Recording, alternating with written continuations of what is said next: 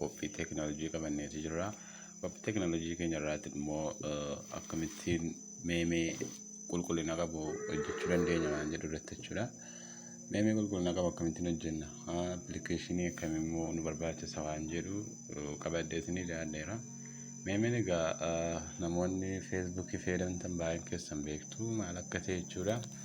Isadha ragaa wajjiniin ilaallachuudha. Amma xumura qophii keenyaatti nu wajjin turan affeerraa keenya jechuudha. Isa dura garuu namoonni chaanaalii keenyaaf haaraa taatanii sabiskiraayib kan gootan isin gaafanna jechuudha. Egaa amma gara barnoota keenyaatti dabarra jechuudha. Appilikeeshinichi meemee ittiin hojjetamu qulqullina isaa jechuudha. Appilikeeshinii kana jechuudha piisaarratti appilikeeshinii kana isaan galleetu hojjennaa jechuudha. Jalqaba appilikeeshinicha cufaafna.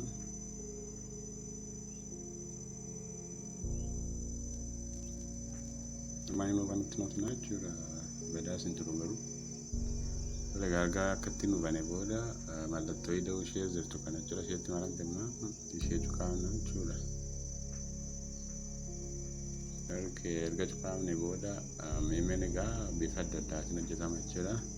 Erga cufaafne booda teempileetii nuti irratti meemee hojjechuu barbaanne sana inni filanna jechuudha. Fakkeenyaaf footicha filachuudhaaf all photo kan jedhu kana cufaafna jechuudha. All photo kan jedhu kana hin cufaafna. Suuraa keessa yoo dhiyoo jiraate asirraan baafachuu dandeessa jechuudha. Akkoo garuu fagoo jira waan ta'eef recent isheettu kana keessa galeen egaa baafachuu jechuudha. Tuqaa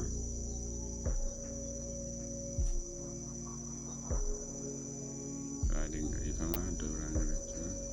Recent isheettu kana tuqaa gaalaarii isatti mana kan filadha. Gaalaarii adjastinaa jedhamu. Albeemii kana jedhamu galee nageenya jechuudha. Iddoo suuraan keessan jiru isinumti beektu jechuudha. Namni iddoo suuraa fakkaate sana nageen barbaada jechuudha yookiin teempileetis jedhama jechuudha. Isaan barbaadamanii amma kun suuraa kana irratti hojjechuu barbaade irratti hin dhookedha. Yeroo isin irratti hojjettan bifuma kanaatiin isinii fida. Amma iddoo kanatti jechuudha bakka irratti meemeen barreeffamu hin jiru. Fakkeenyaaf yoo argaa jirtu ta'e hin jiru. Iddoo irratti barreessina akkamittiin fidachuu dandeenya waan jedhuun isin agarsiisa jechuudha. Qabachuudha warra tartiiba kana jala jalan jechuudha. Akkas deemna jechuudha.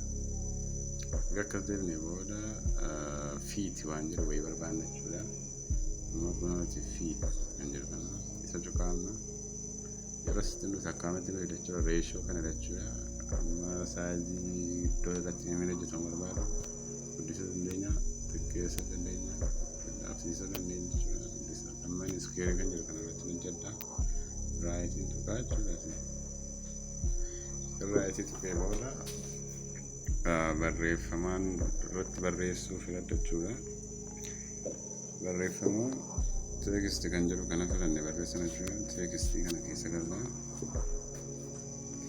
Erga teekstii kana jala galle immoo aayidiyaa meemee sanaa yookiin yaada meemee sanaa suuraan sun wal simu sana barreessaa jechuudha.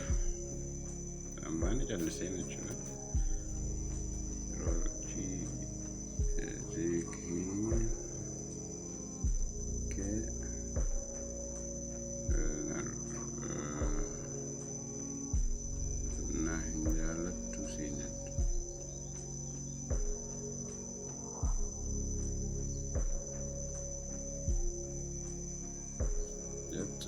Raayitiin godhadha jechuudha. Egaa godhamu halluun isaa adiidha waan ta'eef adiidhaan waan ta'eef kalarii waan jettu isheetti maramte kana ishee keessan galee filadha jechuudha. Kalarii gurraacha filadhamani. Kun kalarii gurraacha kana filadhees kaadha. Barreeffama kana immoo bal'isnee jechuudha. Iddoo hunda gogeessisuudhaa fi akkamittiin waan godha jedhu mallattoo ishee kana jechuudha. Isheetti maramte sana ishee qabnee dargarkifnaa jechuudha. Agarsiifnee ishee argifnee as keewwanna foontii keenya immoo jechuudha. Nama foontii kana hin jaalladhu foontii bareedaa isaa kan taa'an jechuudha. Foontii kunoo foontii ishee magan jechuudha. Keema kanadha. Dalaguma deemtee barbaaddu. Amma foontii kun average sounds kan jiru kana.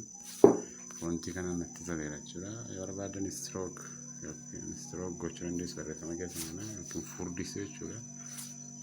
Furdisuu jechuun stroke isheettu kana keessa galtu wantoota akkaata isinii furdisa jechuudha.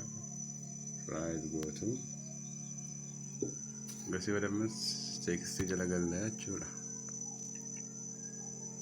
Gasii keessin jaalladha isin jaalladha. Anillee akkasuma bareedduu koo.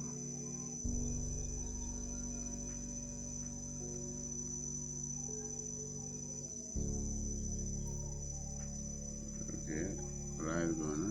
Barreeffamni kun hedduun isaa adii waan ta'eef gurraacha filanna jechuudha. Akkuma isin asitti agarsiise barreeffama kana balleessuudhaaf ishee kana qabnee achi dheeressina jechuudha. Amma dhaaf ta'eera kuni. Iddoo kanarratti wanni isa bareedaadha. Foontii isaa immoo na jijjiiradha jechuudha. Foontii mataa keessanii rakkaachuu inni garuu foontiin namaan dubbifamu foontii kana malee yaada. Foontii isaa average saansii kana jechuudha. Foontiin kun hundaaf dubbifama deemee yaada. Foontii kana filadha jechuudha. Erga waan hunda kana goonee booda garee meemerii keessatti gaddeebnu sana loogoo isaa finnee irra galchina jechuudha. Loogoo eessarraan irra galchina waan jedhu kana aadi footoo waan jedhu kana filanna jechuudha. Aadi footoo isheettu kana filanna. Erga filannee booda lafa loogoo keessa jiru barbaaddu jechuudha. Fakkeenyaaf loogoo kana filadhan fakkeenyaaf garee gosuma loogoo garee waamamsi waan jedhu tokko nagee filadha. Garichi gareedhuma goosichuudha. Loogoo garee waamamsi kunuuti. Isaan filadha kanaan xiqqeessu guddisuu dandeessu jechuudha mallattoo ishee kanaan. Mana akka wanti janaasatti iddoo kanaan kaa'achuudha. Mana bareedeetu jira jechuudha. Bifa kanaatiin karaa salphaa ta'een meemee qulqullinaa fi bareedina qabu haala kanaanii foontii isaas kan bareedaa ta'e haala kanaan hojjechuu dandeenya jedha. Torbee qophii biraatti walitti deebina. Viidiyoo keenya akkuma daawwattan immoo sabiskiraayib nu godhaa isiniin jedha. Laayik fi kooment nu godhaa.